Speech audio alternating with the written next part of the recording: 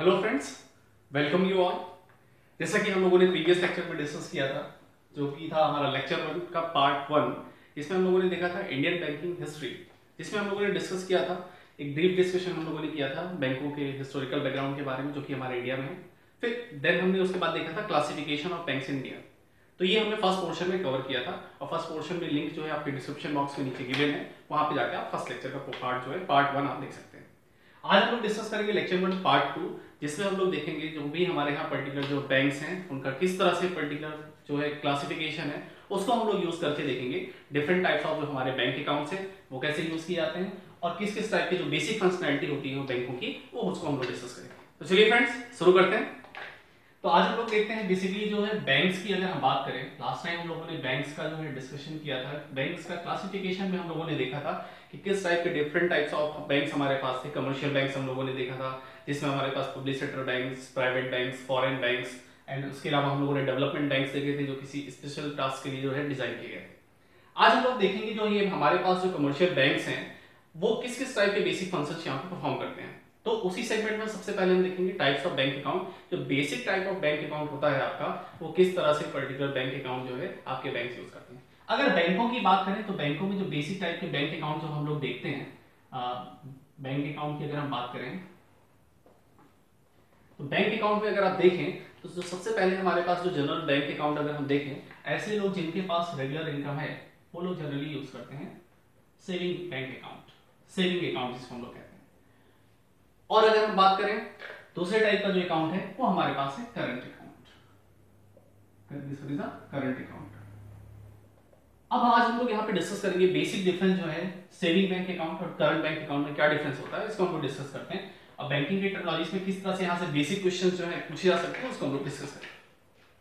देखिए saving bank account, इसको हम लोग हिंदी में कहते हैं बचत खाता। जैसा कि यहाँ नाम से क्लियर हो रहा है सेविंग, यहाँ पे हमको कुछ बचत करनी। तो ऐसे लोग जिनके पास जनरेट हो रही है रेगुलर इनकम, जिनके पास जनरेट हो रही है आपकी रेगुलर इनकम, या ऐसे लोग जो लोग सैलरीड हैं, या ऐसे लोग जो लोग अपने सारे फंक्शन को करने के बाद कुछ सरप्लस मनी जो है वो बचा पा रहे हैं अपने पास, ऐसे सारे लोगों के लिए बेसिकली सूटेबल होता है आपका saving bank account. Saving bank account में फायदा ये होता है, इसके जो बेसिक फीचर्स की अगर हम बात करें, यहाँ पे जो भी आप पैसा डिपॉजिट करते हैं उस पर हम लोगों को पर्टिकुलर बैंक जो है वो इंटरेस्ट रेट प्रोवाइड करता है। यहाँ पे आपको बैंक कुछ ना कुछ ब्याज जो है वो देता है। लेकिन अगर हम इंटरेस्ट रेट की बात करें तो ये तो हमको पता है कि इंटरेस्ट रेट यहाँ पे देता है, लेकिन यहाँ जो एग्जाम के पॉइंट ऑफ व्यू से जो एग्जाम में क्वेश्चन फ्रेम हो सकता है वो ये पूछा जा सकता है आपसे कि ये जो इंटरेस्ट रेट है जो बैंक जो प्रोवाइड करते हैं सेविंग बैंक अकाउंट पे, वो इंटरेस्ट रेट आपका डिसाइड कौन करता है। तो अगर बैंक्स के इंटरेस्ट रेट की बात करें, जो सेविंग बैंक अकाउंट पे इंटरेस्ट रेट है वो अगर हम बात कर ले अर्लियर 2011 के पहले, 2011 के पहले, बिफोर 2011 अगर हम बात करें तो जो बैंक अकाउंट्स में जो सेविंग बैंक अकाउंट में जो इंटरेस्ट रेट था that was decided by RBI. वो हमारा जो है रिजर्व बैंक ऑफ इंडिया, जिसको हम लोगों ने कहा था ये सेंट्रल बैंक ऑफ इंडिया है, ये बैंक जो है हमारा डिसाइड करता था कि बचत खाते पे कितना ब्याज बैंकों को देना पड़ेगा। लेकिन after 2011 reserve Bank of India ने क्या किया, जो इंटरेस्ट रेट है उसकी जो कमांड है इंटरेस्ट रेट को 2011 में डीरेगुलेट कर दिया। डीरेगुलेशन में आरबीआई ने ये कहा कि 2011 के बाद से जो बैंक्स का इंटरेस्ट रेट्स है सेविंग बैंक अकाउंट पे जो बैंक प्रोवाइड कर रहे हैं वो खुद बैंक्स जो है डिसाइड कर सकते हैं। लेकिन आरबीआई ने कहना लिमिटेशन लगा दी। आरबीआई ने कहा कि मिनिमम 4% इंटरेस्ट रेट जो है सभी बैंकों को अपने कस्टमर को देना पड़ेगा, और अगर बैंक चाहे तो इस 4% से ज्यादा प्रोवाइड कर सकते हैं, मोर देन दैट 4% दे सकते हैं, बट मिनिमम सारे बैंकों को कितना देना पड़ेगा, 4% इंटरेस्ट। तो यहां से अगर अब आज की डेट में अगर आपसे क्वेश्चन फ्रेम होगा कि बैंकिंग में जो इंटरेस्ट रेट है सेविंग बैंक अकाउंट पे वो कौन डिसाइड करता है, देन आंसर क्या होगा आपका बैंक इटसेल्फ। ये बैंक पे डिपेंड करता है कि बैंक बचत खाते पे कितना आपको इंटरेस्ट रेट प्रोवाइड करेगा। लेकिन एक चीज आपको यहाँ पे ध्यान रखना है कि जो इंटरेस्ट रेट है वो आपका मिनिमम 4% होना चाहिए। अगर आप किसी भी कस्टमर को मिनिमम 4% से कम इंटरेस्ट रेट प्रोवाइड कर रहे हैं तो आप आरबीआई के नॉर्म्स का वायलेशन करें, उस केस में आपके बैंक का लाइसेंस भी कैंसिल हो सकता है। तो एक चीज आपको ध्यान रखना है कि मिनिमम 4% का क्राइटेरिया बैंक फॉलो कर सकता है। फॉर एग्जाम्पल अगर हम देखें, यस बैंक जो है वो आपका सेविंग बैंक अकाउंट में आज की डेट में लगभग 6 से 7% का इंटरेस्ट रेट आपको प्रोवाइड कर रहा है, और सेम इसी तरह अदर बैंक्स हैं जो कई सारे जो है जो 4% से अबव इंटरेस्ट रेट दे रहे हैं, बट आपका मिनिमम क्राइटेरिया क्या है, मिनिमम 4% इंटरेस्ट आपको देना पड़ेगा। तो सेविंग बैंक अकाउंट की अगर हम बात करें तो सबसे पहला हमारा फॉरमोस्ट इंपॉर्टेंट फीचर है वो है इंटरेस्ट रेट हमको यहाँ पे मिलता है। अगर हम इसके सेकेंड इंपॉर्टेंट फीचर की बात करें तो यहाँ पे जो है हमको यहाँ पे इंटरेस्ट रेट मिल रहा है, ठीक है। लेकिन अगर हम बात करें यहाँ पे डिसएडवांटेज की तो यहाँ पे हमारे पास है limit on withdrawal. Limit on withdrawal अगर हम बात करें तो यहाँ बचत खाते में जो भी हम जो है पैसा जो है यहाँ पे रखते हैं, यहाँ पे हमारे पास विड्रॉल पे लिमिट है, मतलब एक सर्टेन नंबर ऑफ टाइम्स ही जो है विद इन अ मंथ हम उस पैसे को बैंक से जो है विड्रॉल कर सकते हैं। अगर उससे ज्यादा नंबर ऑफ पैसे अगर हम बैंक से विड्रॉल कर रहे हैं तो उस केस में बैंक हमारे ऊपर जो है पेनल्टी चार्ज कर सकता है। तो यहाँ पे हमारे पास जो लिमिटेशन आ रही है सेविंग बैंक अकाउंट में that is limit on withdrawal. यहाँ पे limit on withdrawal that means अगर हम कहें तो ये अकाउंट ऐसे लोगों को तो उसके लिए सूटेबल है जिनको जो है इनकी रेगुलर इनकम जनरेट हो रही है, थोड़े बहुत पैसे सेव कर ले रहे हैं। सेविंग पॉइंट ऑफ व्यू से ये बैंक हमारे लिए अच्छा है, ये अकाउंट हमारे लिए अच्छा है।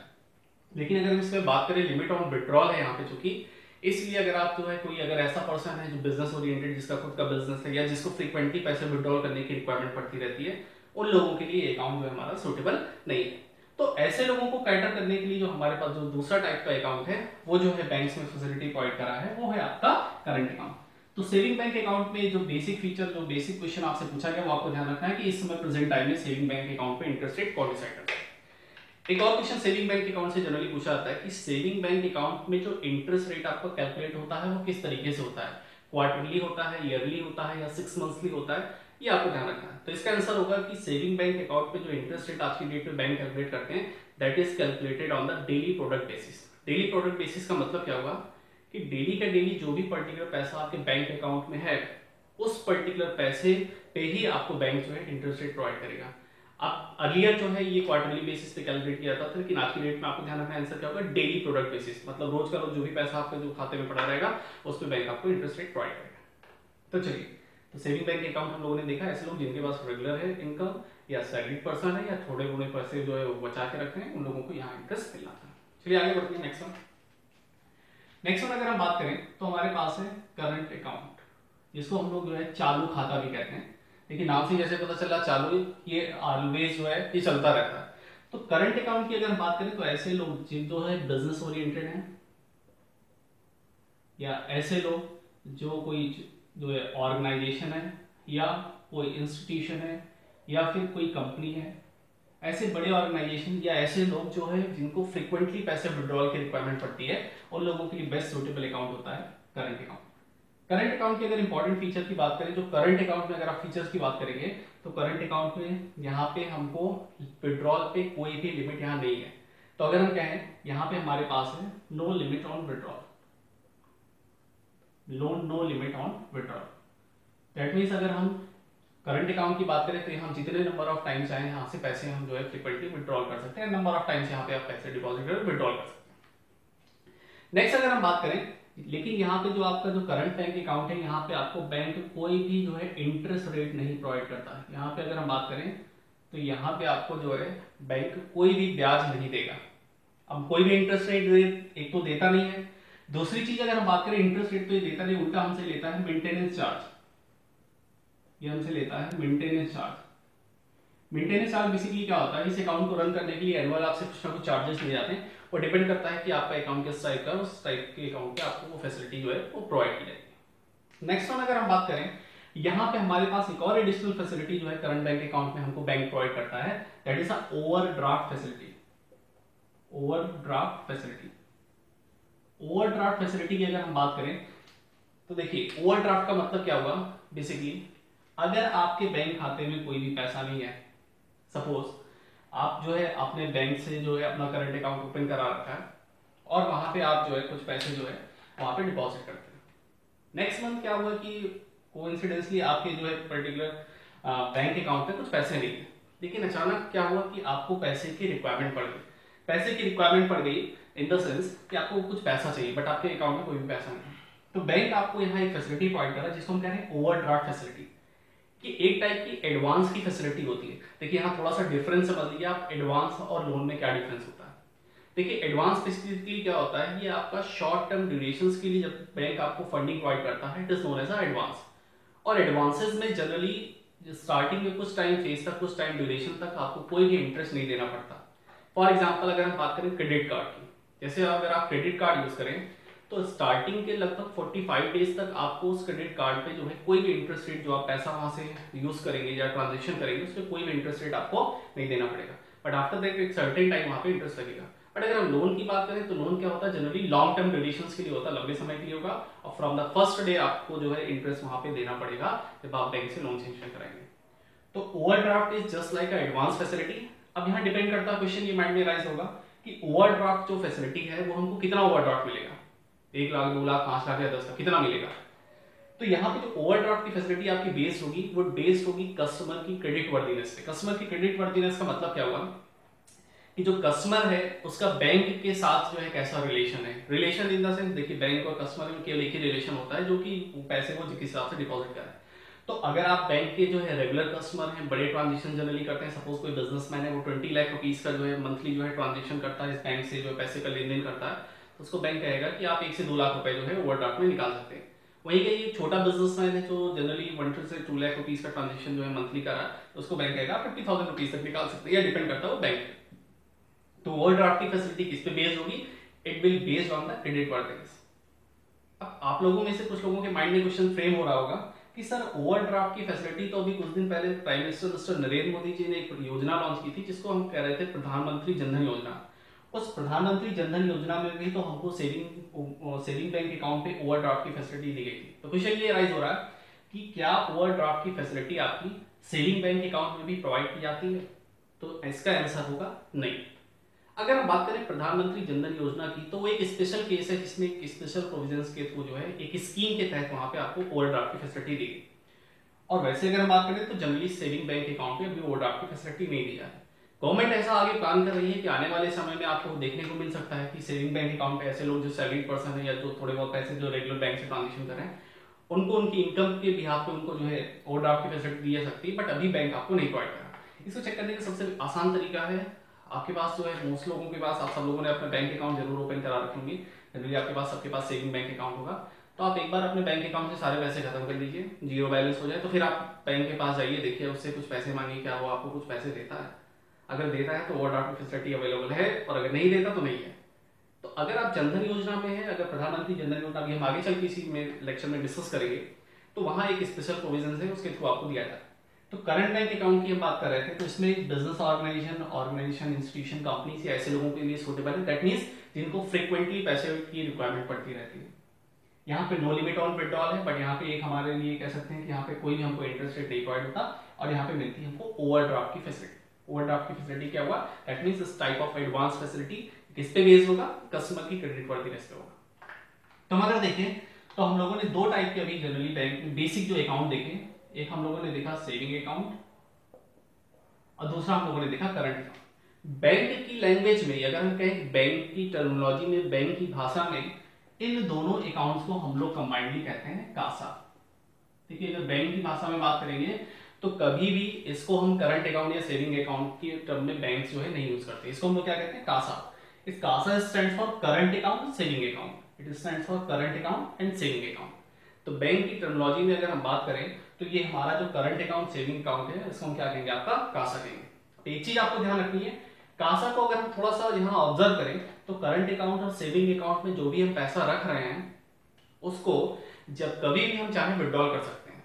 मतलब अगर हम कहें इसमें जब हम मांग करेंगे तब हमको पैसा देगा, ऐसा नहीं कहेगा भाई बैंक सर अभी हमारे पास पैसे नहीं, कुछ दिनों बाद जो है आप पैसे लेने आइएगा। सपोज आपके पास सेविंग बैंक अकाउंट है, उसमें आपने 2000 रुपीज जमा किए, आप बैंक से 500 रुपए विड्रॉल करने के लिए, तो बैंक आपसे ये नहीं कहेगा सर आज हमारे पास 500 रुपए नहीं है, या आज हम आपको ये पैसे नहीं दे सकते, आपको उस टाइम बाद दे जाएगा। तो यहाँ पे अगर हम बात करें तो ये दोनों टाइप के जो बैंक अकाउंट है, ये एक ऐसे अकाउंट है जिनमें हम जब कभी भी पैसे का डिमांड करेंगे पैसा हमको तुरंत मिल जाएगा। दैट मींस इसको हम लोग कह रहे हैं ये आपका है डिमांड डिपॉजिट। इसको बैंक की भाषा में, बैंक की लैंग्वेज में हम लोग कहते हैं आपका डिमांड डिपॉजिट। डिमांड का मतलब हो गया मांग, और ये डिमांड डिपॉजिट का मतलब है पैसे जो जमा कीजिए। तो कासा का जो पैसा है बैंक की लैंग्वेज में, बैंक की टर्मिनोलॉजी में कहलाता है आपका डिमांड डिपॉजिट। और ये बहुत इंपॉर्टेंट टर्मिनोलॉजी है जो हम आगे चल के जब reserve Bank of India monetary policy या थ्रू आउट जब बैंकिंग इंडस्ट्री के चैप्टर हम आगे डिस्कस करेंगे तो उसको हम लोग यूज करेंगे। होप सो यहाँ तक आपको क्लियर हो रहा होगा। चलिए आगे बढ़ते हैं। और अगर आपको कोई डाउट है या अगर आपकी कोई क्वेरीज है, अगर आप कोई क्वेश्चन पुट अप करना चाहते हैं तो आप प्लीज नीचे कमेंट बॉक्स में जो है वो अपने क्वेश्चंस को आप लिखिए और वो डेफिनेटली कोशिश की जाएगी कि आपके सारे क्वेश्चंस के जो आंसर है वो आपको जो है वहाँ पे दिए जाएंगे। तो अगर आपकी कोई भी क्वेश्चन है, कोई भी डाउट है या आपका कोई सजेशन है तो प्लीज नीचे कमेंट बॉक्स में आप उसको लिखिए। चलिए आगे बढ़ते हैं। तो अभी हमने देखा जो बैंक में बेसिक टाइप ऑफ अकाउंट की हमने बात की, that was the current account, saving account, जिसको हमने कंबाइंडली कहा कासा, और उसको हम लोगों ने कहा था डिमांड डिपॉजिट। अब अगर हम देखें तो सेविंग बैंक अकाउंट की अगर हम बात करें तो वहां पे हमको इंटरेस्ट मिल रहा था, ठीक है। लेकिन ऐसे लोग जो अपने पैसे पे अच्छा इंटरेस्ट चाहते हैं, सपोज अगर मेरे पास 50,000 रुपीज है, 50,000 रुपए हैं, 50,000 रुपीज, और मैं चाहता हूं इस 50,000 रुपीज पे मुझे अच्छा जो है इंटरेस्ट मिले, अच्छा रिटर्न मुझे मिले। तो देखिए अगर मैं इसको पर्टिकुलर पैसे को सेविंग अकाउंट में अगर जो है पैसे को मैं जमा करता हूं तो मुझे 4%, 5 या 6% तक रिटर्न मिलेगा, इंटरेस्ट मिलेगा।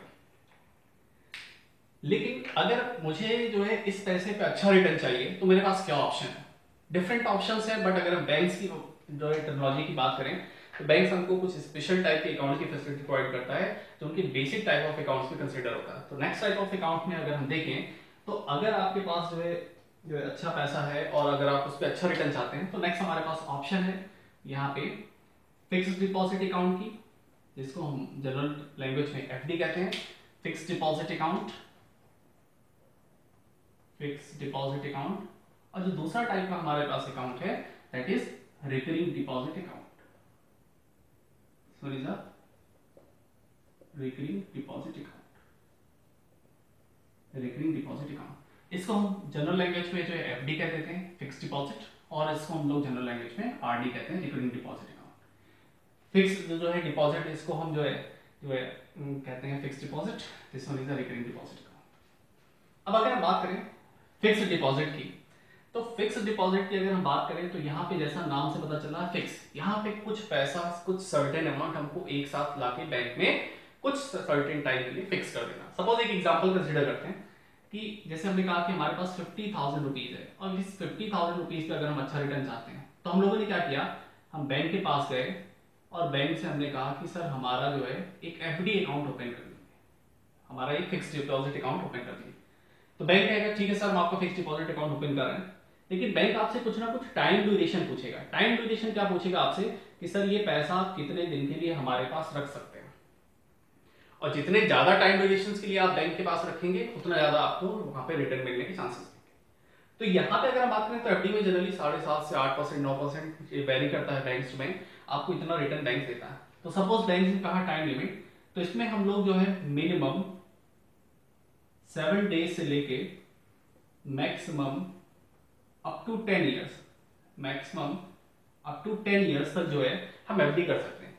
सपोज अगर मैंने कहा कि मैं ये एफडी 5 ईयर्स के लिए कर रहा हूं, 5 ईयर्स के लिए मैंने एफडी किया, तो ये जो हमारा टाइम ड्यूरेशन है इसको हम लोग कहते हैं maturity period. This one is called as a maturity period. Maturity period वो समय होता है जिसमें आपका जो एफडी है या जिसमें आपका जो फंड है वो मैच्योर होगा, मतलब इतने टाइम ड्यूरेशन के बाद आपको इस पर्टिकुलर अमाउंट में एक अच्छा रिटर्न बैंक आपको देगा। तो अगर हम बात करें जो मैच्योरिटी पीरियड की टाइम लिमिट है into the fixed deposit account, अगर हम कहें मैच्योरिटी पीरियड की जो time limit into the fixed deposit account, ये आपके क्वेश्चन एग्जाम में फ्रेम हो सकते हैं। कई बार ये पूछा भी गया है कि मिनिमम जो है लिमिट कितनी है, मिनिमम कितने डेज की लिमिट है, 7 डेज, और मैक्सिमम टाइम ड्यूरेशन कितना है, अप टू 10 ईयर। 10 साल के बाद भी अगर आप चाहें तो जो है इसी जो है एफडी को आप रिन्यू करा सकते हैं, जिसमें फिर से अप टू नेक्स्ट जो है 10 ईयर्स के लिए हो जाएगा।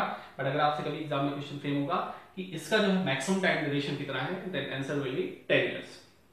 आगे हम बात करते हैं, तो यहाँ पे हमारे पास मैच्योरिटी पीरियड तो है कि हमारे पास जो है 50,000 रुपीज हम 5 ईयर्स में फिक्स कर रहे हैं। अब यहाँ एक थोड़ा सा फोकस करते हैं एक पॉइंट पे कि ये 50,000 रुपए अगर हम सेविंग बैंक अकाउंट पे रखते तो हमको रिटर्न मिल रहा था 4%, 5% के हिसाब से। यहाँ वही हम पैसा रख रहे हैं फिक्स डिपॉजिट अकाउंट में तो हमको मिल रहा 7.5, 8%, 9% या उससे ज्यादा। ऐसा क्यों? चलिए देखते हैं इसका आंसर। यहाँ पे अगर हम बात करें फिक्स डिपॉजिट अकाउंट में, तो फिक्स डिपॉजिट अकाउंट में जो आप पैसा रख रहे हैं उस पर्टिकुलर पैसे की अगर हम बात करें तो फिक्स डिपॉजिट अकाउंट में जो आप पैसा रखेंगे वो बैंक के पास कुछ टाइम तक रहेगा, मतलब आपने एक टाइम ड्यूरेशन डिसाइड कर लिया। दैट मीन्स बैंक के पास ये अच्छा ऑप्शन है कि बैंक इस पैसे को कहीं भी लोन के फॉर्म में देखिए या फर्दर आगे कहीं इन्वेस्ट करके उससे अच्छा रिटर्न जो है अर्न कर सकता है। लेकिन अगर हम बात करेंगे सेविंग बैंक अकाउंट पे, सेविंग बैंक अकाउंट जो था उसको हम लोगों ने कहा था कि जब हम उस पर डिमांड करेंगे तब वो पैसा बैंक हमको देना पड़ेगा।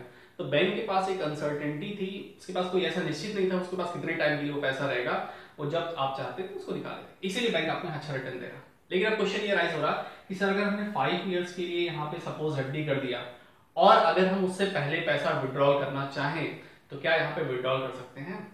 बिल्कुल सर, आप विड्रॉल कर सकते हैं, लेकिन एक चीज आपको यहाँ पे ध्यान रखना, जब आप एफडी करते हैं तो बैंक एक ऐसा मिनिमम टाइम ड्यूरेशन आपको जरूर बताता है जिसके पहले आप किसी भी केस में जो है पैसा विड्रॉल नहीं कर सकते, और उस टाइम ड्यूरेशन को हम लोग कहते हैं आपका लॉक इन पीरियड। सपोज जो है आपने 5 ईयर्स के लिए एफडी किया, तो बैंक ने आपसे कहा कि सर मिनिमम 1 ईयर तो आपको पैसा जो है रखना ही पड़ेगा। तो ये जो मिनिमम 1 ईयर का टाइम ड्यूरेशन हुआ इसको हम लोग कह देंगे लॉक इन पीरियड। तो लॉक इन पीरियड बेसिकली क्या होता है, जैसा कि यहाँ पता चल रहा है, लॉक, बैंक आपके जो है पैसे को एक बक्से में लॉक कर देगा जिसमें इस टाइम ड्यूरेशन के पहले आप उस ताले को नहीं खोल पाएंगे। तो लॉक इन पीरियड बेसिकली क्या होगा कि इस टाइम ड्यूरेशन के पहले आप पैसा नहीं निकाल पाएंगे। तो चलिए ये बात तो हम भूल ही जाएंगे कि आज हमने पैसा जमा किया अगले दिन ही मांगने पहुंचे से गलती से एफडी हो गई थी और हमारा पैसा वापस करिए, तो ऐसा नहीं पॉसिबल है। मिनिमम लॉकिंग पीरियड तक आपको पैसा रखना ही पड़ेगा, और उस टाइम तक जो भी आपका रिटर्न जो है इंटरेस्ट के साथ जो भी आपका पैसा बनेगा वो बैंक आपको रिटर्न कर देगा, रिफंड कर देगा। लेकिन अगर आपने लॉक इन पीरियड कंप्लीट कर लिया है और अगर आप चाहते हैं मेच्योरिटी पीरियड के पहले पैसा लेना, इससे पहले अगर आप पैसा जो है लेना चाहते हैं, विड्रॉ करना चाहते हैं, तो आप बिल्कुल जो है पैसे ले सकते हैं। उसको कहते हैं एफडी को ब्रेक करना। यहाँ पे अगर हम बीच में किसी टाइम ड्यूरेशन में अगर पैसा लेते हैं तो इसको हम लोग कह देंगे एफडी को ब्रेक करना या एफडी तोड़वाना। और जब कभी भी हम एफडी को ब्रेक करेंगे तो ध्यान रखिएगा आपके वहां कुछ ना कुछ पेनल्टी चार्ज होती है, कुछ ना कुछ आपके फाइन लगेगा, और उस फाइन को बैंक डिटेक्ट करके आपका जो रिटर्न जो है पैसा कर देगा। तो यहाँ पे आपको बेसिकली ध्यान रखना है मिनिमम टाइम ड्यूरेशन कितना है और मैक्सिमम टाइम ड्यूरेशन कितना है। होप्स आपको यहाँ तक क्लियर होगा। चलिए आगे बढ़ते हैं इसी में। तो फिक्स डिपॉजिट अकाउंट क्या हुआ, ये ऐसे लोगों के लिए सूटेबल है जिनके पास एक साथ अच्छा खासा पैसा आ गया और उस पर वो लोग अच्छा रिटर्न चाहते हैं। ठीक है, चलिए आगे बढ़ते हैं। अब अगर हम बात करें तो ये था हमारा जो है सावधि जमा खाता, अगर इसको हिंदी में कहें तो फिक्स डिपॉजिट को हम लोग सावधि जमा खाता कहते हैं, रिकरिंग डिपॉजिट अकाउंट को हम लोग कहते हैं आवर्ती जमा खाता। देखिए यहाँ एक वर्ड यूज हो रहा है, बहुत इंपॉर्टेंट वर्ड है रिकरिंग। अगर ये आप इस वर्ड को क्लियर कर लें तो आपको ये ऑटोमेटिकली ये अकाउंट आपको क्लियर हो जाएगा। देखिए रिकरिंग वर्ड का मतलब होता है रिपीटिशन। अगर किसी एक ही पर्टिकुलर चीज को अगर आप बार बार रिपीट करें तो ये वर्ड आपका कहलाएगा रिपीटिशन। तो यहाँ बेसिकली हम करते क्या है कि अगर हमारे पास एक साथ इतना ज्यादा पैसा नहीं इकट्ठा हो पा रहा, मान लीजिए सैलरीड पर्सन है, हम चाहते हैं कि हम ये देख रहे हैं कि हम हर महीने जो है लगभग 1000 रुपए या 500 रुपीज अगर हम सेव कर ले रहे हैं, और उस सेव अकाउंट पे हम जो है चाहते हैं हर महीने हमारे पास कोई एक ऐसा अकाउंट मिल जाए जिसमें हम हर महीने 500 रुपए जमा करें, उस पर हमको अच्छा रिटर्न मिले, क्योंकि सेविंग बैंक अकाउंट में हमने देखा था रिटर्न कम था। तो ऐसे लोगों के लिए जो है सूटेबल है रिकरिंग डिपॉजिट अकाउंट। मतलब अगर हम सैलरीड हैं, रेगुलर सेविंग पर्सन हैं, तो ऐसे लोग जो थोड़ा बहुत पैसा या स्टूडेंट्स हैं तो उन लोगों के लिए रिकरिंग डिपॉजिट अकाउंट बहुत ही सूटेबल है। तो इसमें बेसिकली अगर हम बात करें टाइम ड्यूरेशन की, तो यहाँ पे जो टाइम ड्यूरेशन है आपका मिनिमम जो है आपका 6 मंथ्स, और अगर हम बात करें मैक्सिमम टाइम ड्यूरेशन की तो ये आपका अप टू 10 ईयर।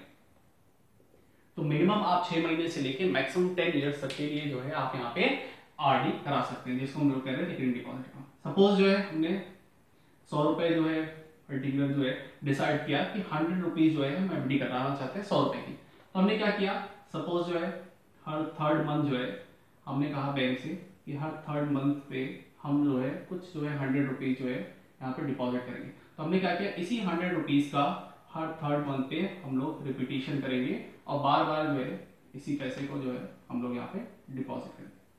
तो यहाँ पे बेसिकली क्या कर रहे हैं, हम रिपीटिशन कर रहे हैं। सेम जो प्रोसेस यहाँ पे है कि अगर जो है आप एक टाइम ड्यूरेशन से अगर पहले पैसा निकालते हैं, दैट मींस ये जो हमारा मैच्योरिटी पीरियड अगर इससे आप पैसा पहले निकालेंगे तो भी यहाँ पे पेनल्टी चार्ज की जाएगी। लेकिन एक चीज ध्यान रखिएगा, जैसा फिक्स डिपॉजिट में लॉकिंग पीरियड होता है, यहाँ पे हमारे पास एक था लॉकिंग पीरियड, यहाँ पे रिकरिंग डिपॉजिट अकाउंट में आपका कोई भी लॉकिंग पीरियड नहीं होगा, नो लॉकिंग पीरियड। तो रिकरिंग डिपॉजिट अकाउंट में आपको कोई भी लॉकिंग पीरियड नहीं होगा, लेकिन यहाँ पे भी आपको रिटर्न जो है ठीक ठाक अच्छा रिटर्न आपको मिलता है।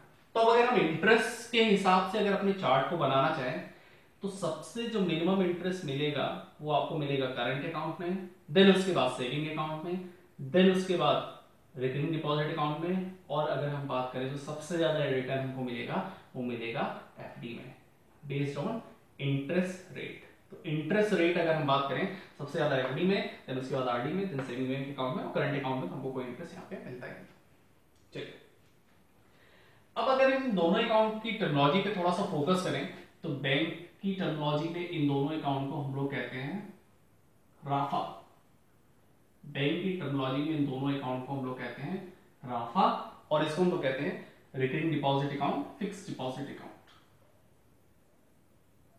This one is a recurring deposit account and fixed deposit account. इसको हम लोग बैंक की टर्मिनोलॉजी में कहते हैं राफा। अब एक चीज अगर दोनों अकाउंट में फोकस करें कि जो मेन इनके जो नेचर है इन दोनों अकाउंट का, इसमें आप पैसा जो है, जो अमाउंट जो है वो कुछ टाइम ड्यूरेशन तक आप फिक्स कर रहे हैं, देन आपको वहां पे रिटर्न मिल रहा है। और अगर हम आज जो है पैसा मांगने चले जाएं तो बैंक कहता है कि कुछ टाइम ड्यूरेशन बाद ही हम आपकी एफडी ब्रेक करेंगे या तुरंत आपको पैसा नहीं मिल पा रहा। इसीलिए हम इस टाइप के अकाउंट को कहते हैं आपका टाइम डिपॉजिट। टाइम डिपॉजिट बहुत इंपॉर्टेंट है आपका टाइम डिपॉजिट, या इसी को हम लोग कहते हैं आपका टर्म डिपॉजिट। तो देखिए टर्म डिपॉजिट बेसिकली क्या होता है, टाइम डिपॉजिट। टाइम डिपॉजिट और टर्म डिपॉजिट के फॉर्म में बैंक में कौन सा पैसा होता है, कौन सा अकाउंट है, राफा।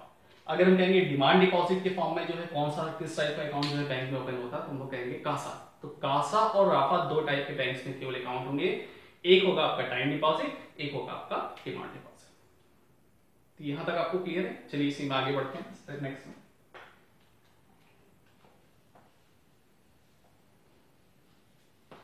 तो यहां से अगर बेसिक क्वेश्चंस की बात किया जाए तो आपको यहाँ पे ये बेस है आपका, यहाँ से जो है मोस्टली क्वेश्चंस जो है बहुत कम ही फ्रेम होंगे, लेकिन आपको जो आने वाले अपकमिंग जो है चैप्टर्स हैं जो कि बेस अगर हम बात करें तो ये आपका बेसिक। देखिए किसी भी सब्जेक्ट्स को पढ़ने से पहले अगर आप उस सब्जेक्ट्स के आपके फंडामेंटल क्लियर हैं तो आप अगर किसी भी पर्टिकुलर कंटेंट को उसके आगे जो है अगर आप उसको जो है बढ़ना चाहेंगे, उससे अपग्रेड करना चाहेंगे तो आप इजीली बहुत पढ़ सकते हैं। जैसे भी किसी भी बिल्डिंग के अगर फाउंडेशन स्ट्रॉन्ग है देन उसके ऊपर आप कितने भी फ्लोर्स बनाना चाहें इजीली आप डेवलप कर सकते हैं। तो सेम थिंग यहाँ पे कंसिडर होगी। अगर आपको एक बार financial awareness that is banking awareness के जो भी टर्म्स है एक बार अच्छे से टर्मिनोलॉजी आपकी क्लियर हो गई, तो अगर आप जो है देखिए मेनली देखा जाता है स्टूडेंट्स को इंग्लिश में प्रॉब्लम हो गई, या पर्टिकुलर अगर कहें तो आजकल जो इंग्लिश के सब्जेक्ट का जो कह सकते हैं जो लेवल है वो काफ़ी ज़्यादा इनहेंस हो गया, तो उसको टैकल करने के लिए क्या जरूरत है। अगर हम बात करें बैंकिंग के एग्जामिनेशन की तो आपने देखा होगा कि बैंकिंग एग्जामिनेशन में जो भी आपका इंग्लिश का पोर्शन है that is totally based on your reading ability, कि आप कितने अच्छे से कंटेंट को पढ़ सकते हैं, और वहां पे जो है आपकी एनालिटिकल अप्रोच जो है वो बहुत इंपॉर्टेंट हो जाती है। और आजकल आपने ये भी फोकस किया होगा कि आजकल जो अगर आप मेंस के एग्जाम में स्पेशली जो पैराग्राफ आते हैं उनको अगर आप देखें तो वो जो पैराग्राफ्स होते हैं वो कहीं ना कहीं फाइनेंशियल अवेयरनेस से रिलेटेड रहते हैं, या अगर हम बात करें वहां पे जो बैंकिंग टर्मिनोलॉजीज के टर्म है वो बहुत ज्यादा पूछे जाते हैं। और अगर आप देखेंगे बेसिकली तो कई बार तो ऐसा भी होता है कि जो आपके जो बिजनेस स्टैंडर्ड या फाइनेंशियल अवेयरनेस या इकोनॉमिक टाइम्स जैसे जो न्यूज़पेपर हैं जो कि बिजनेस स्टैंडर्ड वगैरह हैं, इन सब से रिलेटेड जो एडिटोरियल पेजेस हैं कई बार तो यही आपको एग्जाम्स में देखने को मिल जाते हैं।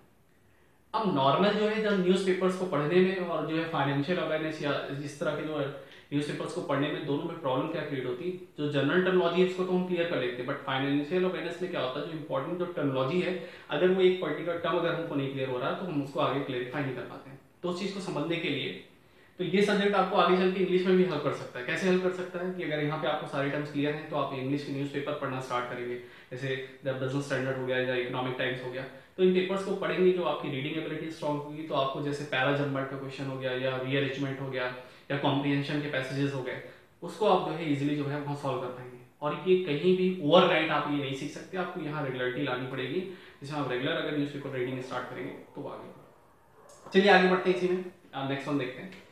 तो चलिए अभी तक हम लोगों ने देखा कि हमारे पास बैंक्स में अगर हम बात करें तो दो टाइप के अकाउंट हैं। तो पहले हम लोगों ने देखा कासा, जिसको हम लोग कह रहे हैं current account, saving account. Bank की टर्मिनोलॉजी में हम लोगों ने इसको कहा आपका डिमांड डिपॉजिट, डिमांड डिपॉजिट। और नेक्स्ट वन हम लोगों ने देखा दूसरे टाइप का अकाउंट जिसको हम लोग कह रहे हैं राफा, that is recurring deposit account and fixed deposit account. और इस टाइप के अकाउंट को हम लोगों ने कहा आपका जो है टर्म डिपॉजिट या फिर टाइम डिपॉजिट। मतलब ये ऐसा अकाउंट है जहां पे हम कुछ पैसा जो है कुछ टाइम ड्यूरेशन के लिए वो डिपॉजिट कर रहे हैं। नेक्स्ट वन इसी से एसोसिएटेड हम एक इंपॉर्टेंट टर्म देख रहे हैं जो through out the monetary policy, पूरी की पूरी जो आरबीआई की मौद्रिक नीति का जो हमारा नेक्स्ट चैप्टर होगा, जो हमारा सेकंड लेक्चर होगा, उस पर्टिकुलर जो है पोर्शन में पूरा का पूरा एक इंपॉर्टेंट टर्म हम लोग यूज करेंगे, that is known as NDTL.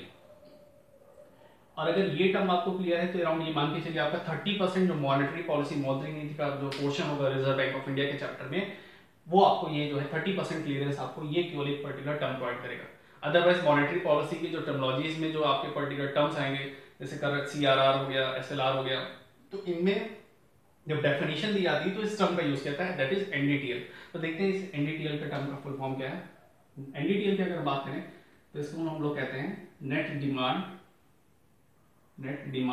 And time या फिर term liability. Net demand and time या फिर टर्म लायबिलिटी, इसको हम कोई बार टाइम के से भी डिनोट करते हैं। चलिए अब देखते हैं बेसिकली टर्म क्या होता है। तो चलिए एक काम करेंगे, हम इस टर्म को हम लोग स्प्लिट करके देखेंगे, इसको तोड़ के देखेंगे कि बेसिकली कि NDTL ऑफ बैंक होता क्या है। अगर हम बात करें किसी भी बैंक का NDTL जो है वो बेसिकली होगा क्या। तो चलिए देखते हैं। अगर हम बात करें बैंक्स में, तो बैंक्स में अगर हम बात करें, अभी हम लोगों ने देखा कि बैंक्स में डिमांड डिपॉजिट के फॉर्म में कौन सा पैसा जो है होता है, हम लोगों ने कहा था CASA, current account, saving account.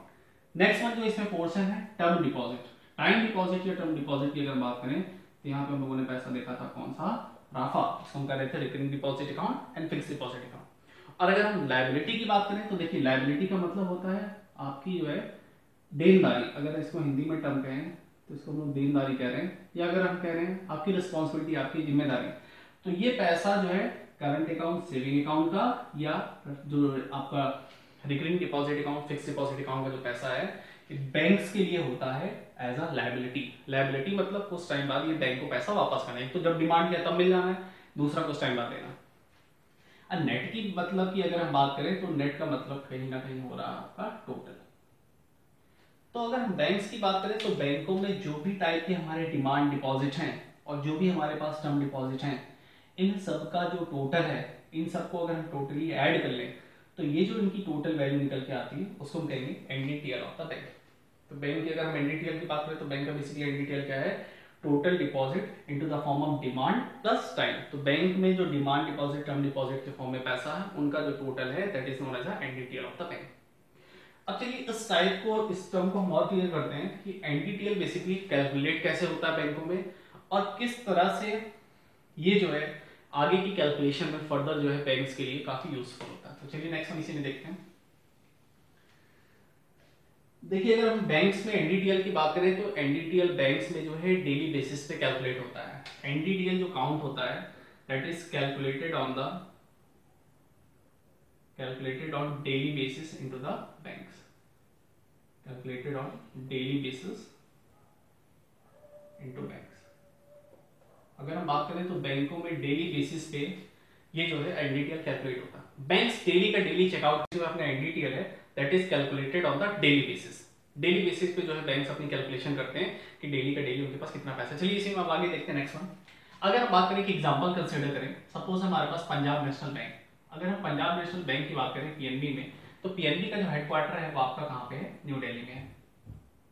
तो एक चीज आपको ध्यान रखना है कि बैंक का NDTL होता है ना कि ब्रांचेस का NDTL होता है। दैट मींस अगर हम बात करें PNB की, तो PNB की ऑल ओवर इंडिया जो है बहुत सारी ब्रांचेस जो हैं यहाँ इसकी ओपन है, बहुत सारी ब्रांचेस इसकी काम कर रही हैं, ठीक है। तो अब ये लोग करते क्या, आपने देखा होगा कि बैंक्स में जो मैनेजर हैं वो काफी लेट घर आते हैं, तो बेसिकली वो करते क्या है, वो हर पर्टिकुलर ब्रांच 3:30-4 बजे के बाद जो है आपके पास जो है बैंक डिपॉजिट एक्सेप्ट करना बंद कर देते हैं, और उसके बाद जो है आपने सुना होगा क्लोजिंग का काम होता है। तो क्लोजिंग का काम बेसिकली क्या होता है, हर बैंक से रिपोर्ट प्रिपेयर करके भेजता है अपने हेड ऑफिस को। तो यहाँ से जो है पर्टिकुलर हेड ऑफिस में रिपोर्ट भेजी जाती है और फाइनली PNB कंपाइल करके बताता है कि इसका आज के दिन का NDTL कितना है, ठीक है। तो इस तरह से हमको पता चलता है। तो एक चीज आपको ध्यान रखना है कि बैंक का NDTL होता है ना कि ब्रांचेस का NDTL होता है।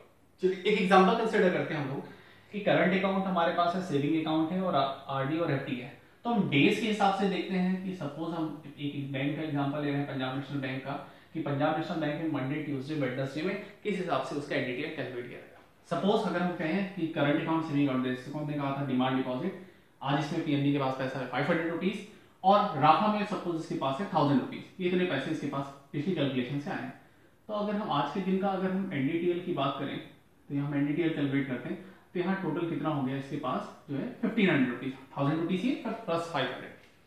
नेक्स्ट डे क्या हुआ, जब मॉर्निंग में बैंक ओपन हुआ, तो मॉर्निंग में जब बैंक ओपन हुआ तो पुरानी कैलकुलेशन से तो 500 रुपीज इसके पास थे, ठीक है। लेकिन वहीं कोई एक दूसरा पर्सन आया जिसने जो है 200 रुपीज जो है वो विड्रॉल कर लिए, इसको हमने लिखा -200। नहीं, वही जो है दोपहर में जो है कोई पर्सन आया, उसने क्या किया, 300 रुपए जो है बैंक में डिपॉजिट कर दिया। ठीक है, चलिए राफा की अगर बात करें तो आरडीएफडी में हमारे इतने पैसे हैं, और कोई और पर्सन आया जिसने जो है 500 रुपीज आके इस दिन एफडी या आरडी ये कुछ कर दिया। चलिए अब आज के दिन अगर बैंक में शाम को क्लोजिंग होती है, आज के दिन बैंक का इंडिकेटर कितना होगा, तो देखिए 500 रुपीज हमारे पास पहले से है, 200 रुपीज यहाँ से चले गए। ठीक है, तो अगर हम नेट कहें तो 300 प्लस और 200 माइनस में, तो हमारे पास नेट एडिशनल कितना है, 100 रुपीज।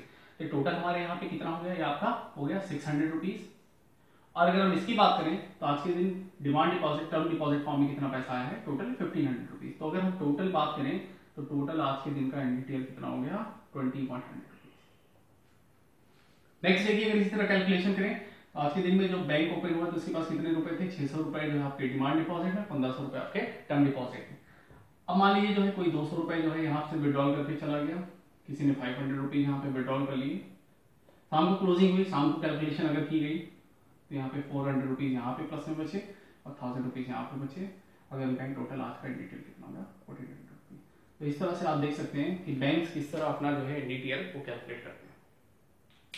तो एनडीटीएल एक बार फिर से क्लियर करते हैं। एनडीटीएल क्या है, टोटल जो पर्टिकुलर बैंक्स में डिमांड डिपॉजिट, टर्म डिपॉजिट के फॉर्म में जो पैसा उसके पास आता है, that is known as NDTL of the bank. और अगर हम एनडीटीएल की बात करें तो एनडीटीएल जो है बैंक्स के लिए बहुत इंपॉर्टेंट कैलकुलेशन होती है, जिससे उनके डेली अकाउंट को जो है चेकआउट किया जा सकता है। तो यहाँ तक आपको क्लियर हो गया। चलिए आगे नेक्स्ट वन पढ़ते हैं।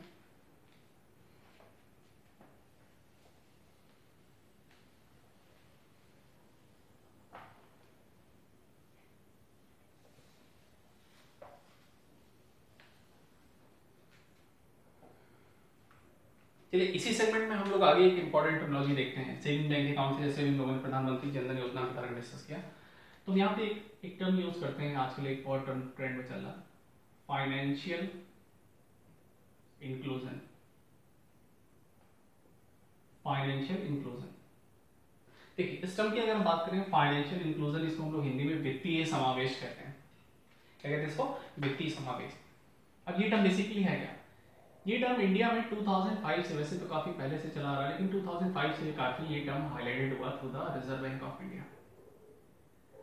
तो फाइनेंशियल इंक्लूजन बेसिकली है क्या, to provide banking facility at the lower cost to each and every section of the people. समाज के हर तबके को, छोटे से छोटे और गरीब से गरीब लोगों तक बैंकिंग की सुविधा को सस्ते जो है रेट में पहुंचाना, सस्ते दरों में पहुंचाना, ये काम है इसका फाइनेंशियल इंक्लूजन का, कि हम लोग सबको तक जो है बैंकिंग की फैसिलिटी जो है वो पहुंचा सकें। और अगर हम सब तक बैंकिंग फैसिलिटी पहुंचा सकते हैं, पहुंचाएंगे अगर, तभी जो है हमारे कंट्री का प्रॉपर तरीके से डेवलपमेंट हो सकता है। तो financial inclusion is just like a mission to provide banking facility to every household और every person into the country. यहाँ पे देश में सभी लोगों को जो है किसी तरह से बैंकिंग की सुविधा पहुंचाई जा सके, उसके लिए एक मिशन स्टार्ट किया गया, that is known as a financial inclusion. अब ऐसा फाइनेंशियल इंक्लूजन ये कोई बहुत नया टर्म नहीं है जो अभी जो है रिसेंटली स्टार्ट हुआ, इसके लिए गवर्नमेंट, प्रीवियस जो गवर्नमेंट थी वो भी काफी लंबे समय से काम कर रही थी। लेकिन अभी हम देखेंगे कोई नई स्कीम आई है जिसका नाम है प्रधानमंत्री जनधन योजना। आप लोगों ने देखा होगा कि प्रधानमंत्री जनधन योजना में कई सारे जो है Guinness book of world record में उसने अपना नेम रजिस्टर किया और कई सारे पुराने रिकॉर्ड्स उसने ब्रेक किए। तो पहले हम देखेंगे फाइनेंशियल इंक्लूजन के लिए क्या गवर्नमेंट प्रोसेसेस कर रही थी और क्या फर्दर अपग्रेडेशन करके जो है प्रधानमंत्री जनधन योजना में प्राइम मिनिस्टर मोदी जी ने ऐसा क्या मैजिक किया कि इतने सारे बैंक अकाउंट्स जो है काफी जल्दी जल्दी ओपन हो गए। तो चलिए इसमें देखते हैं। तो फाइनेंशियल इंक्लूजन जो है इसमें देखें अगर, तो सबसे पहले जो है गवर्नमेंट ने प्लान किया था नो फ्रिल अकाउंट, एक टाइप का इन्होंने बैंक अकाउंट ओपन करने से स्टार्ट किया था 2005-6 में, जिसको हम लोग कह रहे थे नो फ्रिल अकाउंट। देखिए नो फ्रिल की अगर हम बात करें तो फ्रिल का मतलब होता है बेसिकली हर्डल या बाधाएं। तो नो फ्रिल अकाउंट का मतलब क्या होगा, ऐसा अकाउंट जो बगैर किसी बाधा के, बगैर किसी हर्डल के ओपन कराया जा सके, उसको हम कह रहे हैं नो फ्रिल अकाउंट। अब नो फ्रिल अकाउंट की रिक्वायरमेंट क्यों पड़ी, अगर हम बात करें जो हमारे पास प्रीवियस टाइम में जो हम लोगों के पास पर्टिकुलर ऑलरेडी जो बैंक है जिनको रूरल एरियाज में हम लोगों ने देखा था नेशनलाइजेशन के थ्रू और आरआरबी के थ्रू उनको ग्रामीण क्षेत्रों में भेजा गया था, बट वो बैंक्स जो हैं वो प्रॉपर तरीके से फंक्शनिंग तो कर रहे थे, लेकिन जो है फिर भी लोग वहाँ पे बैंक अकाउंट अपना ओपन कराने से जो है कतरा रहे थे या वहाँ नहीं ओपन करा रहे थे। अभी भी लोग जो है बैंक जो है बैंकों पे लोग जो है कम भरोसा करते थे रूरल एरियाज में, चाहे फार्मर्स हो गए या छोटे जो है बिजनेसमैन हो गए, तो वो लोग जो है बैंक से भरोसा कम कर रहे थे। तो वो लोग बेसिकली कर क्या रहे थे, वो लोग साहूकारों के पास या मनी लेंडर्स के पास जा रहे थे और वहां से अपने जो है डेली की जो फाइनेंशियल एक्टिविटीज, जो उनका वित्तीय लेन देन होता था, वो वहां से करते थे। अब इसका फायदा जो है मनी लेंडर्स उठाते थे, ज्यादा ब्याज दरों पे उनको लोन वगैरह प्रोवाइड करते थे, और इस तरह की सारी एक्टिविटीज वहां पे वो लोग हो रही थी। तो फाइनेंशियल इंक्लूजन का मेन मोटिव है कि किसी तरह से बैंकिंग फैसिलिटी सस्ते कॉस्ट में पहुंचाना। तो यहाँ पे एक वर्ड आ रहा है एट द चीपर कॉस्ट। तो मतलब क्या है, पहले कुछ ना कुछ प्रॉब्लम थी, कुछ महंगा मिल रहा था लोगों को, इसलिए बैंक अकाउंट नहीं ओपन करा रहे थे। तो बैंकों में पेपर फॉर्मेलिटीज इतनी ज्यादा थी कि लोग वहाँ बैंक जो है, गाँव में किसान जो है बैंक में जाने से डरता था कि वो इतनी ज्यादा पेपर फॉर्मेलिटी पूरी करेंगे, इससे अच्छे साहूकार के पास चलते हैं, आराम से अंगूठा लगाएंगे और सीधे जो है लोन लेके अपना काम करेंगे।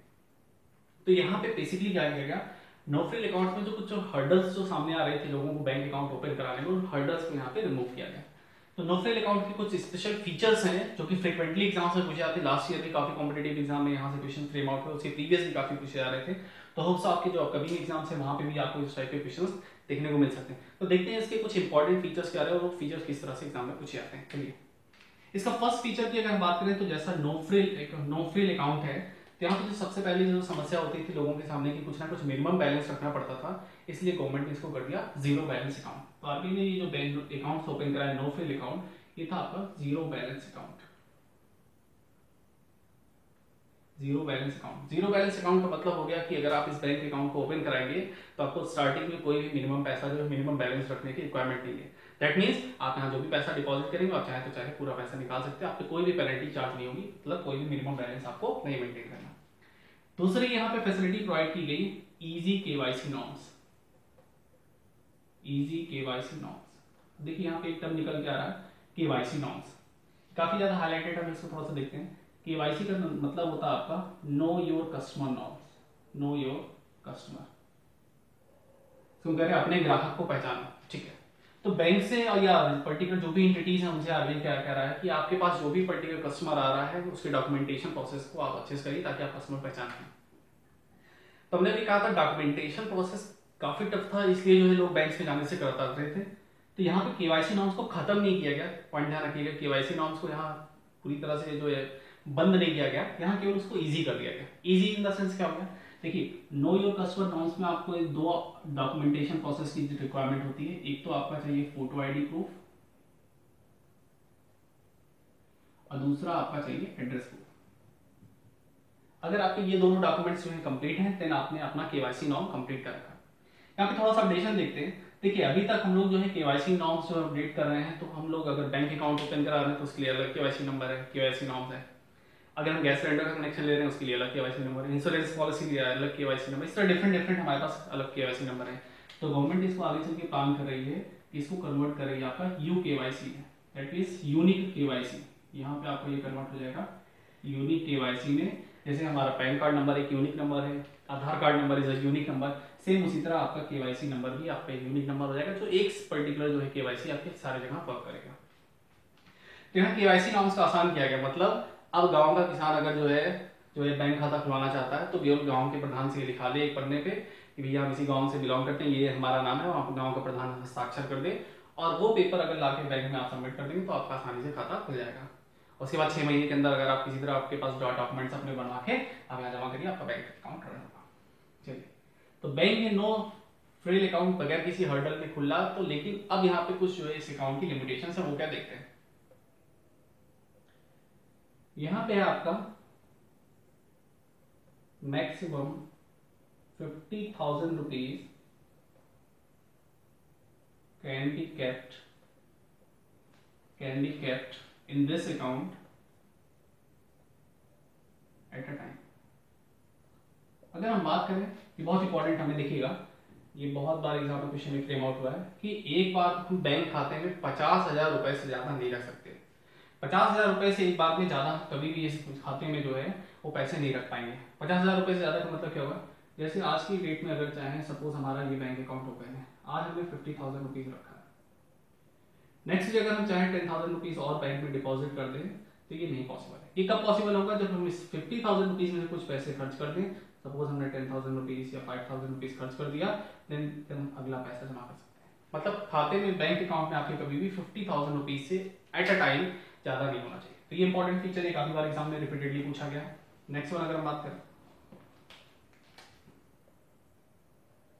Maximum 1 lakh rupees can be transact through this account in a year. बहुत इंपॉर्टेंट है। साल भर में आप जितने भी ट्रांजेक्शन कर रहे हैं उन सारे ट्रांजेक्शन्स को अगर हम ऐड ऑन कर लें तो 1 लाख रुपए से ज्यादा आपका ट्रांजेक्शन नहीं होना चाहिए। कहने का मतलब इन दोनों टर्म को फिर से क्लियर करते हैं, क्या यहाँ पे कंफ्यूजन आपको क्रिएट हो सकता है। देखिए मैक्सिमम 50,000 रुपीज मतलब बैंक अकाउंट में हमारे 50,000 रुपीज से ज्यादा कभी लिखने चाहिए। लेकिन अगर हम मान लीजिए सपोज 25,000 रुपीज हमने यहाँ पे बैंक में रखा, उसको खर्च कर दिया, देन अगेन 25,000 यहाँ पे रखा, फिर उसको स्पेंड कर दिया, देन अगेन 25,000, इस तरह अगर हम करके पैसे रखते जाएं तो साल भर में जो इन सबका टोटल होना चाहिए that should not be exceed 1 lakh rupees. ये आपका 1 लाख रुपए से ज्यादा नहीं होना चाहिए। अब ऐसा क्यों किया गया इसको देखते हैं। ये आपका जो है आरबीआई ने ये पॉलिसी इसलिए लाई, ये लिमिटेशन इसलिए लगाई गई ताकि मनी लॉन्ड्रिंग को रोका जा सके। देखिए मनी लॉन्ड्रिंग का मतलब बेसिकली क्या होता है, to convert black money into white money, काले धन को सफेद धन में बदलने का जो प्रोसेस होता है that is known as a money laundering. और ब्लैक मनी बेसिकली क्या होती है, ऐसा पैसा जिसको किसी लीगल तरीके से अर्न किया गया है, या ऐसा पैसा जिसका source of origin of money जो है उसको कैसे अर्न किया गया, उसका रिसोर्सेज नहीं पता, तो सारे होंगे आपके ब्लैक मनी। इसके बारे में आगे फर्दर डिस्कस करेंगे हम लोग नेक्स्ट लेक्चर में, हम लोग डिमोनेटाइजेशन को डिस्कस करेंगे। चलिए आगे बढ़ते हैं इसी में। तो ये 4 पॉइंट्स जो है हमारे लिए इंपॉर्टेंट है कि इस तरह से ट्रांजेक्शन किया गया। नेक्स्ट अगर हम इंपॉर्टेंट पॉइंट की बात करें इसमें, जो अगला पॉइंट है नेक्स्ट वन अगर आप देखें तो maximum 10,000 rupees can be withdrawal through ATMs in a month। एक महीने में हम the maximum 10,000 rupees can be withdrawal through ATM in a month. एक महीने में इस नोफ्रिल अकाउंट में हम अपने खाते से 10,000 रुपए ATM के जरिए जो है उससे ज्यादा नहीं निकाल सकते। तो ये कुछ बेसिक लिमिटेशंस थी जो कि नोफ्रिल अकाउंट्स को जो है यहाँ फॉलो करती है। चलिए आगे बढ़ते हैं। ये जो 2005-06 के अराउंड जो है आपका ये बैंक अकाउंट ओपन किया गया था, ये टाइप के अकाउंट आपके स्टार्ट हुए। आगे फर्दर चल के इन ईयर 2011-12 इसी बैंक अकाउंट का, इसी नोफ्रिल अकाउंट का आपका नाम चेंज करके, नेम चेंज करके इसको कर दिया गया BSBD अकाउंट।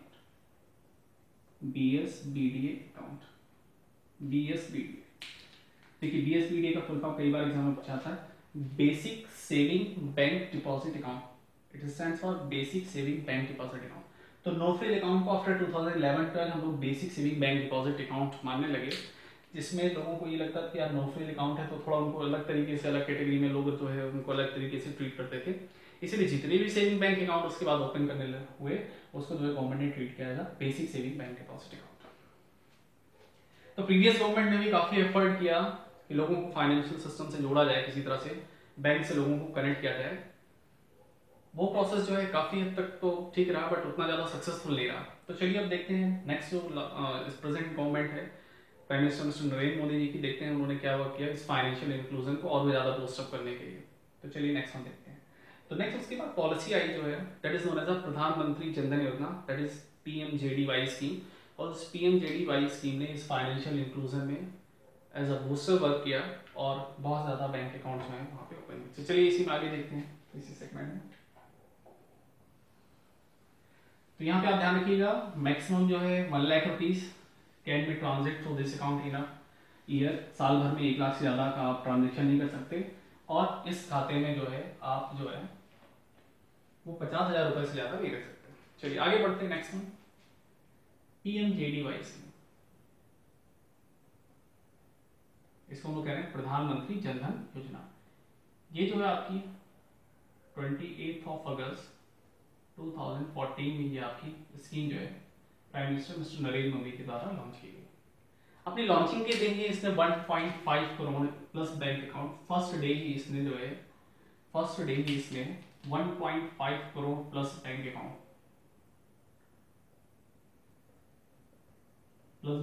ओपन हुए और ये Guinness book of world record में यहाँ नेम रजिस्टर किया गया विद इन अ डे सबसे ज्यादा मैक्सिमम बैंक अकाउंट जो है ओपन करने का। चलिए आगे बढ़ते हैं। अब देखते हैं इस पर्टिकुलर अकाउंट में ऐसे क्या फीचर्स थे जो इतने ज्यादा जो है इसको बहुत अच्छे से एडवर्टाइज किया गया था, या कुछ रियली में इसमें अच्छे फीचर्स थे जिसको जो इतना ज्यादा पुश करते हैं। चलिए इसमें देखते हैं। तो तो पहला फीचर तो हमारा सेम है जैसा कि नो फ्रिल अकाउंट में था, ये भी है आपका, this one is also a zero balance account. Zero balance account का मतलब हो गया इस बैंक खाते को खुलवाने के लिए हमको कोई भी पैसा इनिशियल फेज में नहीं देना था। नेक्स्ट वन अगर हम बात करें second feature, easy KYC norms. यहाँ पे आप भी आपके आसान जो है कंडीशंस पे, इजी टर्म्स एंड कंडीशंस में यहाँ पे आपका bank account open. Next one अगर हम बात करें यहाँ पे, तो जो लोग इस बैंक अकाउंट को ओपन करा रहे थे उनको 1 लाख रुपीस का 1 लाख रुपीस का accidental risk cover, accidental risk cover free of cost दिया गया। मतलब जो लोग भी प्रधानमंत्री जनधन योजना में बैंक खाता खुलवा रहे थे उन सबको 1 लाख रुपए का एक्सीडेंटल रिस्क कवर फ्री दिया गया। अब देखिए दो तरह की चीजें होती है, एक एक्सीडेंटल रिस्क कवर होता है आपका और एक होता है आपका life risk cover. Accidental risk cover में क्या है, इन केस ऑफ एक्सीडेंट अगर जो है कोई डिसेबिलिटी होती है तो उस केस में गवर्नमेंट आपको 1 लाख रुपए प्रोवाइड करेगी। एग्जाम में बहुत फ्रिक्वेंटली एक क्वेश्चन पूछा गया कि कौन सी कंपनी इसको प्रोवाइड करेगी, तो इसको प्रोवाइड किया गया through the HDFC Ergo.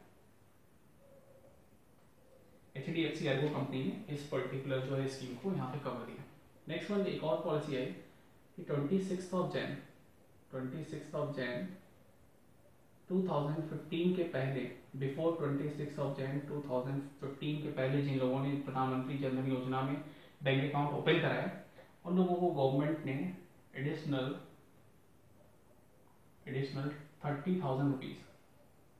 30,000 rupees का लाइफ रिस्क कवर प्रोवाइड किया। Life risk cover that means in case of beneficiary की अगर डेथ होती तो नॉमिनी को आपका 30,000 रुपए का एडिशनल रिस्क कवर दिया गया। और ये जो कंपनी ने प्रोवाइड किया that is LIC, life insurance corporation है, भारतीय जीवन बीमा कंपनी ने इसको दिया।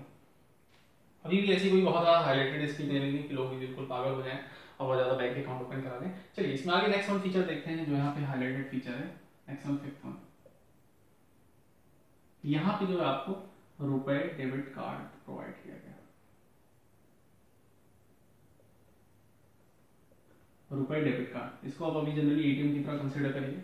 हम लोग रुपए card, credit card, debit card, plastic card, master card, visa, Maestro, ये सारे क्या होते हैं, सबको हम लोग एक अलग सेक्शन में डिस्कस करेंगे।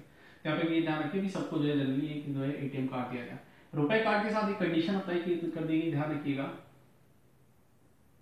विद इन 90 डेज, स्टार्टिंग में 45 डेज था बट अब 90 डेज कर दिया गया। विद इन 90 डेज आपको रुपए डेबिट कार्ड को एक बार लगा के अपना बैलेंस जो है ATM में जरूर चेक करना पड़ेगा। अब बैलेंस लगे आपको भले पहले से पता हो आपका बैलेंस जीरो, बट स्टिल आपको एक बार ये कार्ड यूज करना है विद इन 90 डेज। अदरवाइज जो ये 1 लाख रुपीज का जो एक्सीडेंटल रिस्क कवर है वो आपको नहीं प्रोवाइड करेगी कंपनी, ठीक है, गवर्नमेंट नहीं प्रोवाइड करेगी। नेक्स्ट वन अगर हम बात करें, सबसे जो अट्रैक्टिव फीचर रहा इस स्कीम का दैट वाज 5,000 रुपीज की overdraft facility. Overdraft facility 5,000 rupees की। अब देखिए यहाँ पे जो है शुरुआत में थोड़ा सा यहाँ पे हिडन फीचर रहा कि हमको ये लगा कि जितने लोग भी प्रधानमंत्री जनधन योजना में खाता खुलाएंगे सबको 5-5 हजार, मतलब एक तो फ्री में खाता खुल रहा है, कोई भी पैसा नहीं जमा कर रहा है, ऊपर से सरकार जो है फ्री में 5,000 रुपये भी दे रही है। तो बहुत सारे लोगों ने तो इसी चक्कर में बैंक अकाउंट खुला लिया, चलो ये फ्री में 5,000 रुपये मिला और खाते में भी कुछ नहीं जो है रखना है। तो यहाँ पे इस चीज को क्लियर करते हैं, 5,000 रुपीज बेसिकली ओवरड्राफ्ट की फैसिलिटी के लिए एलिजिबिलिटी क्राइटेरिया क्या है जिसके थ्रू आपको बैंक अकाउंट में, बैंक अकाउंट से आपको 5,000 रुपीज मिलेंगे। तो सबसे पहला इसका क्राइटेरिया आपको मिनिमम 6 मंथ्स तक, मिनिमम 6 मंथ्स तक आपका जो अकाउंट है that should be well operated. आपको जो बैंक खाता है कम से कम 6 महीने तक आपने उसको प्रॉपर तरीके से ऑपरेट किया। प्रॉपर तरीके से ऑपरेट करने का मतलब हो आपने उस बैंक अकाउंट के थ्रू ट्रांजेक्शन किया हो, ताकि जो है बैंक को ये पता रहे कि आपका जो है ये अकाउंट चल रहा है, ठीक है। नेक्स्ट वन अगर हम बात करें, ये जो पर्टिकुलर यहाँ पे जो पैसा है वो फैमिली में हेड को मिलेगा, 1 मेंबर फैमिली में हेड को मिलेगा, फैमिली हेड 1 मेंबर फैमिली के हेड को दिया जाएगा। अब यहाँ पे देखिए अगर हम देखें तो फैमिली का मतलब husband, wife and their children. अब सपोज ये मान लीजिए वाइफ है, दिस वन इज हस्बैंड और इनके बच्चे हैं, सपोज ये इनका सन है, ये डॉटर। चलिए कोई husband wife and their children. अब इन सब लोगों ने प्रधानमंत्री जनधन योजना में बैंक खाता खुलवा लिया, सब लोग लग रहे हैं कि हमको जो है पैसा चाहिए। सबसे पहले हमने देखा फैमिली के हेड को ये पैसा दिया जाएगा, मतलब हस्बैंड वाइफ में से किसी एक को मिलना। एक चीज ध्यान रखिएगा, इसमें एक और कंडीशन रखिएगी, फैमिली के हाउस होल्ड में, फैमिली में जो हेड है उनमें से जो फैमिली में अगर हस्बैंड वाइफ में झगड़ा हो गया कि हमको ये पैसा चाहिए 5,000 वाला, तो किसको प्रेफरेंस दी जाएगी? वाइफ को प्रेफरेंस दी जाएगी। ध्यान रखिएगा, वुमेन एम्पावरमेंट दैट इज, कि जो है प्रधानमंत्री जनधन योजना में जो ओवरड्राफ्ट की फैसिलिटी है उसके लिए मिनिमम क्राइटेरिया क्या है? मिनिमम आपका अकाउंट 6 मंथ्स तक पहले ऑपरेटेड होना चाहिए, फैमिली में जो पर्टिकुलर हेड है उसी को पर्टिकुलर वो पैसा जो है प्रोवाइड किया जाएगा, और उसमें भी हस्बैंड वाइफ में से जो है अगर हम बात करें तो फीमेल को प्रेफरेंस दी जाएगी। Female preference can be husband wife anything, ठीक है। तो ये कुछ अट्रैक्टिव फीचर्स थे जो प्रधानमंत्री जनधन योजना में जो है यहाँ पे जो है प्रोवाइड किए गए, और इसके थ्रू जो है ये एक रिवोल्यूशनरी चेंज लाया, कह सकते हैं क्रांतिकारी परिवर्तन आया इसकी वजह से। अब ये जो फेज था ये आपका 2015 तक चला, 2015 के बाद से जो इसका फेज 2 चल रहा है उसमें उसका टारगेट क्या है? तो पहले तो हम लोगों ने बैंक अकाउंट्स ओपन कर लिए, सेकंड मिशन में जो इसका सेकंड फेज है उसमें जो टारगेट है 2018 तक जो है कि मैक्सिमम जो क्रेडिट फैसिलिटी प्रोवाइड करनी है। देखिए बैंक का खाता खोलने से केवल जो है कोई फायदा नहीं होने वाला अगर हम उस बैंक अकाउंट के थ्रू लोगों को क्रेडिट की फैसिलिटी ना प्रोवाइड कर पाए, मतलब लोगों को सपोर्ट ना कर पाए, पैसे उधार में ना दे पाए, लेंडिंग ना कर पाए प्रॉपर तरीके से इनटू द रूरल एरियाज। इसका जो सेकंड फेज है उसमें जो है क्रेडिट सपोर्ट में फोकस किया गया कि किस तरह से लोगों को क्रेडिट की फैसिलिटी आपकी प्रोवाइड की जा सके। होप सो आपको यहाँ तक क्लियर हो गया होगा। तो यहाँ तक हम लोगों ने देखा अपने फर्स्ट लेक्चर 1 के पार्ट 1 और पार्ट 2 में। फर्स्ट में हमने डिस्कस किया banking sector classification and all that, और सेकंड पार्ट में हम लोगों ने देखा बेसिक जो कुछ टाइप के बैंक अकाउंट थे, और ये जो है हमारे पास जो थोड़ा सा फाइनेंशियल इंक्लूजन डिस्कस किया। जो हमारा जो नेक्स्ट लेक्चर होगा, थर्ड लेक्चर, उसमें हम लोग देखेंगे reserve Bank of India and monetary policy, RBI और उसकी मौद्रिक नीति। और वो जो चैप्टर है वो पूरे के पूरे बैंकिंग सेक्टर के चैप्टर्स में से सबसे बेस चैप्टर, सबसे फाउंडेशन चैप्टर है। अगर आपने उस चैप्टर को अच्छे से क्लियर कर लिया तो ये मान के चलिए आप कोई भी कॉम्पिटेटिव एग्जाम अगर रिजर्व बैंक ऑफ इंडिया या कोई भी कॉम्पिटेटिव एग्जाम अगर आप बैंकिंग सेक्टर से रिलेटेड दे रहे हैं तो वहां से मिनिमम 2 to 3 क्वेश्चंस आपको डायरेक्टली एंड इनडायरेक्टली आपको देखने को मिलेगा। चाहे उसको करंट अफेयर से लिंक कर से आपसे पूछ लिया गया कि करंट रेट्स कौन से चल रहे हैं, एमसी एलआर क्या है, या पर्टिकुलर जो भी नए ट्रेंड में टर्म्स आ रहे हैं, या फिर पुराने जो उसके बेसिक्स हैं। इवन अगर आप एसएससी एग्जाम की भी प्रिपरेशन कर रहे हैं तो वहां से रिलेटेड जो हिस्टोरिकल बैकग्राउंड के कंटेंट हैं यहाँ से, और आरबीआई से रिलेटेड जो बेसिक जो है वहाँ पे ट्रेंड है वो पूरा का पूरा वहाँ पे क्वेश्चन आपके एग्जाम में फ्रेम होता है। होप सो आपको यहाँ तक जो है काफ़ी अच्छा क्लियर हो गया होगा। और अगर आपको कोई भी डाउट हो रहा है तो कोई भी अगर यहाँ पे टॉपिक्स में डाउट है या कुछ भी अगर आपको नहीं समझ में आया तो प्लीज़ आप कमेंट बॉक्स में जरूर लिखें कि पर्टिकुलर जो है यहाँ पे कौन सा क्वेश्चन आपको नहीं समझ में आया, कौन सा क्वेश्चन आप पूछना चाह रहे हैं, या अदर कोई पर्टिकुलर टॉपिक जिससे चाहते हैं आप जिससे रिलेटेड वीडियोस आपको देखने को मिले, तो प्लीज़ आप कमेंट बॉक्स में लिखिए। और अगर आपको ये लेक्चर समझ में आ रहा है, आपको पसंद आ रहा है, तो आप प्लीज़ हमारे चैनल को सब्सक्राइब कर लीजिए। आपने देखा होगा नीचे जो है बैंकिंग मेक इजी नाम से हमारा यूट्यूब चैनल है, जिसमें आप नीचे डिस्क्रिप्शन बॉक्स के नीचे आपको रेड कलर का बटन दिखेगा, उसको आप सब्सक्राइब कर लीजिए ताकि हमारे जो नेक्स्ट लेक्चर की सीरीज़ की अपडेट है वो आपको कंटिन्यूअस देखने को मिले। ठीक है, तो प्लीज़ अपने फ्रेंड्स के साथ इसको लाइक करिए, सब्सक्राइब करिए और शेयर करिए। Okay, thank you friends.